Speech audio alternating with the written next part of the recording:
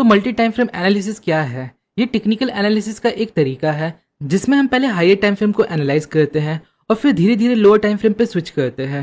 पर ऐसा क्यों? देखिए, इसमें हम 3 टाइम फ्रेम को एनालाइज करते हैं।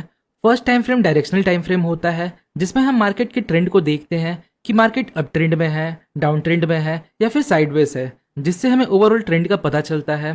नेक्स्ट है बिहेवियर टाइम फ्रेम जिसमें हम प्राइस के बिहेवियर को देखते हैं, लाइक प्राइस का मोमेंटम, ब्रेक ऑफ स्ट्रक्चर और प्राइस रिजेक्शन, जो हम कैंडल स्टिक को देखकर पता लगाते हैं, लाइक किसी लेवल पर वीक कैंडल बनना, पिन बार, डोजी या फिर multiple long wick rejection candle बनना, एटसेट्रा। और थर्ड होता है हमारा एंट्री टाइम फ्रेम जिसमें हम ट्रेड में एंटर होते हैं। जैसा कि मैं हर बार वीडियो में बताता हूँ, अगर मार्केट अप ट्रेंड में है तो हमें बाइंग की अपॉर्चुनिटीज को ढूंढना है, और अगर मार्केट डाउन ट्रेंड में है तो हमें सेलिंग की अपॉर्चुनिटीज को ढूंढना है, सिंपली। अब ध्यान दीजिए, ये टाइम फ्रेम जो है ये आपके ट्रेडिंग स्टाइल पर डिपेंड करता है। फॉर एग्जाम्पल, अगर मैं स्विंग ट्रेडिंग करता हूँ तो मैं वीकली टाइम फ्रेम को डायरेक्शन के लिए यूज करूंगा, डेली टाइम फ्रेम को बिहेवियर के लिए यूज करूंगा और 1 आवर या 4 आवर के टाइम फ्रेम में एंट्री लूंगा। लेकिन कई लोग शॉर्ट पीरियड का ट्रेड लेते हैं, लाइक इंट्राडे, तो हो सकता है वो डेली टाइम फ्रेम को डायरेक्शन के लिए यूज करे, आवरली टाइम फ्रेम को बिहेवियर के लिए यूज करे और 5 मिनट या 15 मिनट के टाइम फ्रेम को एंट्री के लिए यूज करे। इसलिए टाइम फ्रेम पूरी तरह आपके ट्रेडिंग स्टाइल पर डिपेंड करता है, आप किस टाइप के ट्रेडर हो इस बात पर। चलिए अब स्विंग ट्रेडिंग के प्रोस्पेक्टिव से देखते हैं हमें ट्रेड कैसे आइडेंटिफाई करना है। तो वीकली टाइम फ्रेम हमारा डायरेक्शनल टाइम फ्रेम होगा। देखिए, बड़े टाइम फ्रेम में हमें डायरेक्शन क्लियर पता चलता है, जिससे हम लॉन्ग टर्म ट्रेंड को इजिली आइडेंटिफाई कर सकते हैं और ट्रेंड के डायरेक्शन को फॉलो कर सकते हैं। यहाँ देखिए, ये हमारा वीकली चार्ट है और प्राइस अभी करेंटली यहाँ है। तो हम क्या करेंगे, पहले हम डायरेक्शन को देखेंगे। तो यहाँ क्लियरली मार्केट अप ट्रेंड में है। तो ये हमने कैसे पता लगाया? सिंपली यहाँ हमें हायर हाई और हायर लो का फॉर्मेशन देखने को मिलता है, जो हमें बताता है मार्केट अभी अप ट्रेंड में है। नेक्स्ट, अब हमें इस टाइम फ्रेम में लेवल्स को मार्क करना है, क्योंकि बड़े टाइम फ्रेम का जो की लेवल होता है वो छोटे टाइम फ्रेम के लिए स्ट्रॉन्ग लेवल्स का काम करता है। बिग इंस्टीट्यूशंस एक बार में एंटर या एग्जिट नहीं हो सकते, तो वो बड़े टाइम फ्रेम के की लेवल के पास एक्यूमुलेट या डिस्ट्रीब्यूट करते हैं। दूसरी बात, मार्केट साइकोलॉजी। बड़े टाइम फ्रेम के की लेवल बहुत लंबे समय तक विजिबल होते हैं और मास लेवल पे बड़े से लेकर छोटा ट्रेडर या इंस्टीट्यूशंस इसे देख सकते हैं, और इस लेवल को मैनिपुलेट करना भी ईजी नहीं होता। इसलिए जब ज्यादा लोग इस लेवल को रेस्पेक्ट करते हैं तो ऑटोमेटिकली ये छोटे टाइम फ्रेम के लिए स्ट्रॉन्ग जोन बन जाता है। और एक ऑब्वियस सी बात है, यहाँ बहुत ज्यादा लिक्विडिटी भी होती है। तो ये कुछ रीजंस है। चलिए अब लेवल्स को मार्क करते हैं, पर यहाँ तो बहुत से लेवल्स है, हमें किन लेवल्स पर ध्यान देना चाहिए? हमें हर लेवल को मार्क नहीं करना, क्योंकि इतने दूर के लेवल अभी हमारे किसी काम का नहीं। प्राइस अभी इस पॉइंट पे है तो इसके ऊपर एक लेवल मार्क करेंगे जो इसके नियरेस्ट मेन लेवल है, और इसके नीचे भी एक मेन लेवल मार्क करेंगे। फॉर दिस एग्जांपल, ये हमारे लेवल्स है। तो प्राइस अभी अप ट्रेंड में है, इसका मतलब हमें सपोर्ट लेवल पर ज्यादा ध्यान देना है, और अभी प्राइस सपोर्ट लेवल के पास भी है। आइए अब हम नेक्स्ट डेली टाइम फ्रेम पे स्विच करते हैं, जो हमारा बिहेवियर टाइम फ्रेम है। यहाँ हम अपने जोन को थोड़ा और रिफाइन कर सकते हैं। मतलब हमने जो बड़े टाइम फ्रेम में लेवल्स मार्क किए उनका टच पॉइंट ज्यादा ऊपर नीचे तो नहीं। अगर टच पॉइंट ज्यादा ऊपर नीचे है या एक्यूरेट नहीं लग रहा तो हम इसे इस चार्ट के अकॉर्डिंग थोड़ा एडजस्ट कर सकते हैं।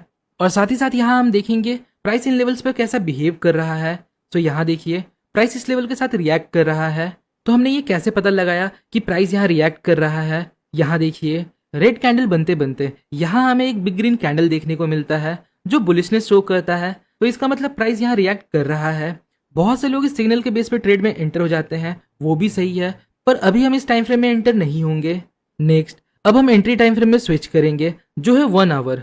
बिगर टाइम फ्रेम ने हमें बताया मार्केट अप ट्रेंड में है, तो हम सपोर्ट लेवल पर बाइंग के इंडिकेशन देखेंगे।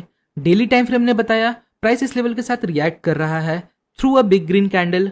तो डायरेक्शन टाइम फ्रेम और बिहेवियर टाइम फ्रेम दोनों हमें बुलिश सिग्नल दे रहे हैं। पर यहाँ देखिए, यहाँ शॉर्ट टर्म ट्रेंड अभी डाउन ट्रेंड में शो हो रहा है। ये वही रिट्रेसमेंट फेस है जो हमने वीकली चार्ट पे देखा था। लॉन्ग टर्म ट्रेंड बुलिश है पर शॉर्ट टर्म ट्रेंड अभी बेयरिश है। तो बेसिकली हमें यहाँ कोई बुलिश पैटर्न देखना है, लाइक डबल बॉटम और फिर उसके नेकलाइन ब्रेक में एंटर हो सकते हैं, या हिडन शोल्डर पैटर्न, या फिर कोई ऐसा सिग्नल जो ये बताए कि ये शॉर्ट टर्म ट्रेंड अब एंड होने वाला है।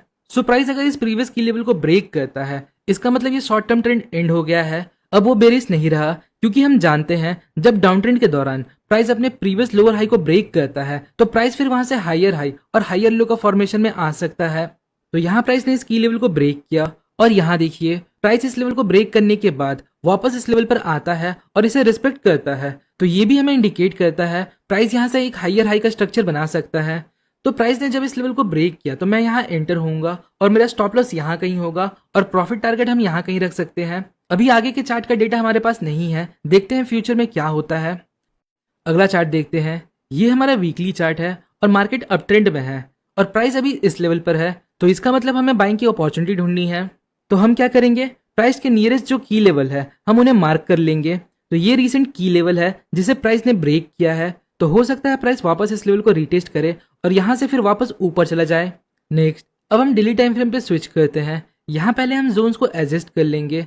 जोन को एडजस्ट करने का मतलब जो हमने बड़े टाइम फ्रेम पे जोन्स को मार्क किया है, अगर वो ठीक से अलाइन नहीं है, मतलब की पॉइंट्स थोड़े ऊपर नीचे हैं, तो हम उसे फिक्स कर लेंगे। नेक्स्ट अब यहाँ हमें रिएक्शन देखना है, लाइक कोई वीक कैंडल या फिर कोई इंडिसीजन कैंडल। आगे देखते हैं। यहाँ इस सपोर्ट लेवल पर हमें एक इंडिसीजन कैंडल देखने को मिलता है। ये प्राइस का इस लेवल के साथ रिएक्शन शो करता है, पर अभी हमें कोई कंफर्मेशन नहीं मिला, ये सिर्फ रिएक्शन है। अब नेक्स्ट हम 1 आवर टाइम फ्रेम पे स्विच करेंगे। यहाँ देखिए 1 आवर टाइम फ्रेम में हमें डबल बॉटम देखने को मिलता है। अभी ये पैटर्न कंफर्म नहीं हुआ है, तो जब इस पैटर्न का निकलाइन ब्रेक होगा यानी ये लेवल, तो मैं यहाँ लॉन्ग ट्रेड में एंटर हो सकता हूँ, क्योंकि लॉन्ग टर्म ट्रेंड बुलिश है और प्राइस अभी अपने सपोर्ट के पास भी है, प्लस यहाँ एक डबल बॉटम पैटर्न भी है। तो नेक्स्ट प्राइस यहाँ इस लेवल को ब्रेक कर देता है, तो मैं यहाँ ट्रेड में एंटर हो सकता हूँ। अब देखिए मल्टी टाइम फ्रेम एनालिसिस में कुछ लोग ये भी करते हैं, वो जस्ट एंट्री लेने के पहले ये देख लेते हैं कहीं उनके की लेवल के जस्ट ऊपर कोई बड़े टाइम फ्रेम का की लेवल तो नहीं। फॉर एग्जाम्पल यहाँ मार्केट इस रेजिस्टेंस लेवल को ब्रेक करता है, क्योंकि यहाँ पे क्लियरली एक रेजिस्टेंस लेवल दिखता है और प्राइस ने ब्रेकआउट के पहले एक छोटा रिट्रेसमेंट लिया और उसके बाद ब्रेकआउट दिया, तो हम सभी को लगता है ये एक परफेक्ट ब्रेकआउट है और प्राइस अब यहाँ से ऊपर जाएगा। तो ये सोच के हम जैसे बहुत से ट्रेडर यहाँ ट्रेड में एंटर हो जाते हैं, पर प्राइस थोड़ा ऊपर जाता है और फिर रिवर्स हो जाता है, क्योंकि इस रेजिस्टेंस लेवल के जस्ट ऊपर एक बड़े टाइम फ्रेम का की लेवल होता है जो प्राइस के लिए हर्डल का काम करता है और प्राइस वहां से रिवर्स हो जाता है। देखिए बड़े टाइम फ्रेम का जो की लेवल होता है वो छोटे टाइम फ्रेम के लिए स्ट्रॉन्ग हर्डल्स का काम करता है। हर्डल्स मतलब रुकावट। अगर आपने जहां लॉन्ग ट्रेड लिया और उसके जस्ट ऊपर एक बड़े टाइम फ्रेम का की लेवल है, तो हो सकता है प्राइस वहां से रिवर्स हो जाए, या फिर आपने कहीं सेल साइड का ट्रेड लिया पर उसके जस्ट नीचे एक बड़े टाइम फ्रेम का सपोर्ट लेवल है, तो प्राइस वहां से भी रिवर्स हो सकता है। तो ये था एक छोटा सा वीडियो जिसमें हमने देखा मल्टी टाइम फ्रेम एनालिसिस कैसे करते हैं।